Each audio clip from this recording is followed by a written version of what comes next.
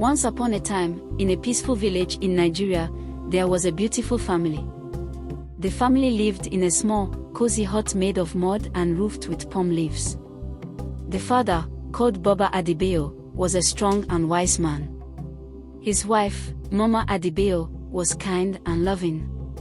They had 3 children, a boy named Teyo, a girl named Edbimp, and a younger boy named Ayodele.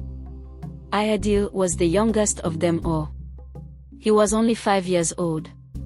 Even though he was small, Ayodele had a big heart. He loved to play outside with his older brother and sister. He would run around the house, laugh, and chase the chickens. Mama Adebayo always told him, "Ayodele, my son, stay close to the house so nothing bad happens." One day, after a long day of playing, the family gathered outside for their evening meal. The sun was setting, and the sky was painted in beautiful shades of orange and purple. The village was peaceful, with only the sounds of crickets and the wind rustling through the trees. Baba Adebayo spoke to his family as they ate. "My children," he said, "it is important to remember our roots. We are descendants of great ancestors.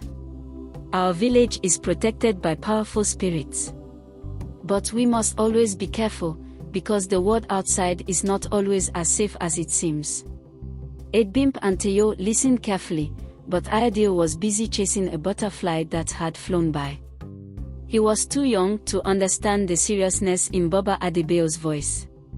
As the evening went on, the stars began to shine brightly, and Mama Adebayo called the children to bed. But Ayodele was not ready to sleep. He wanted to go outside and play a little longer. "Mama, just a little more," Ayodele begged. "Okay, my son, but be careful," Mama Adebayo said as she smiled at him. Ayodele ran outside, and the night air felt cool against his skin. He played near the large tree at the edge of the village, chasing fireflies.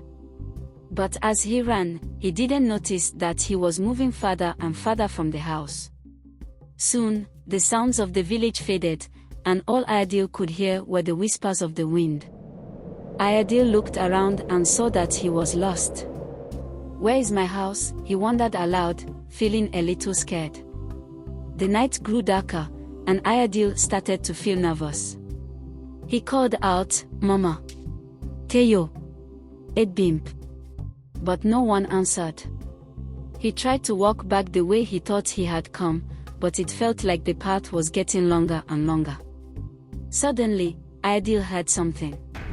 It was a soft, low voice coming from the forest. "Ayodele," the voice called. "Come closer." Ayodele froze in fear. He had heard stories from Mama Adebayo about the spirits of the forest, but he didn't know if it was true. The voice called him again, "Ayodele, come closer, I will help you find your way home." Ayodele hesitated. The voice sounded kind, but he remembered what Baba Adebayo had said about being careful. "Who are you?" Ayodele asked, his voice trembling. There was a long pause before the voice answered, "I am the spirit of the forest, and I know where you are.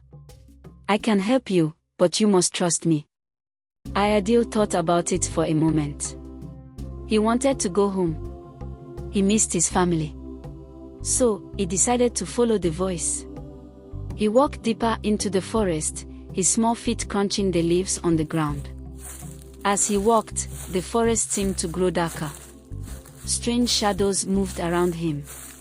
Ayodele felt a chill run down his spine, but he kept walking, hoping the voice would lead him home. After some time, the voice spoke again. "You are very brave, Ayodele. But you have to remember something important.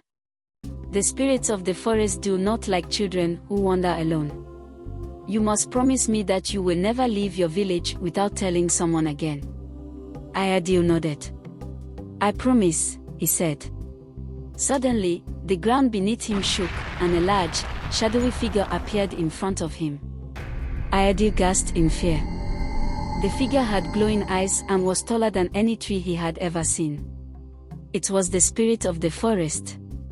"Who dares to walk in my forest without permission?" the spirit roared. Ayodele's heart pounded in his chest. I am Ayodele, he stammered. I just wanted to go home. I'm lost. The spirit looked at him closely. You are very small, but you have the courage of a lion. I will help you find your way home, but you must promise to respect the forest and never wander alone again. Ayodele nodded quickly. I promise.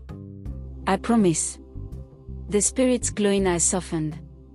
Very well, little one. I will guide you home. The spirit waved its hand, and suddenly, the forest around Ayodele seemed to brighten. The trees parted, and he saw the familiar path that led back to his village. Thank you. Ayodele shouted, but the spirit was already disappearing into the shadows of the forest. Ayodele ran as fast as he could. Soon, he saw the lights from his house in the distance. He was almost home. But as he approached the village, he heard voices calling his name. Ayodele. Where are you? Teyo shouted. Ayodele, where are you? Mama Adebayo cried, her voice filled with worry. Ayodele ran toward them, and they all rushed to hug him. Baba Adebayo held him tightly and said, We were so worried, my son. Where have you been? Ayodele looked up at his father with wide eyes. I was lost in the forest. But the spirit of the forest helped me find my way back home. Mama Adebayo and Baba Adebayo looked at each other, their faces serious. Baba Adebayo knelt down and said, Ayodele, we must always be careful. The forest is powerful, but it is not always kind. You must never wander too far from the village again. Do you understand? Ayodele nodded. I understand, Baba. From that day on, Ayodele never wandered off alone. He stayed close to the village and always made sure to tell Mama and Baba where he was going. And every time he played near the forest, he remembered the spirit warning to never leave the village without telling someone. The village became a little safer after Ayodele's adventure. Baba Adebayo and the village elders made sure that the children always stayed together and never went into the forest alone. They also told stories about the spirits that protected the village, teaching the children to respect nature and its power. And so, Ayodele learned a valuable lesson: no matter how brave or curious you are, it's always best to stay close to home, where your family and the spirits of the forest can keep you safe.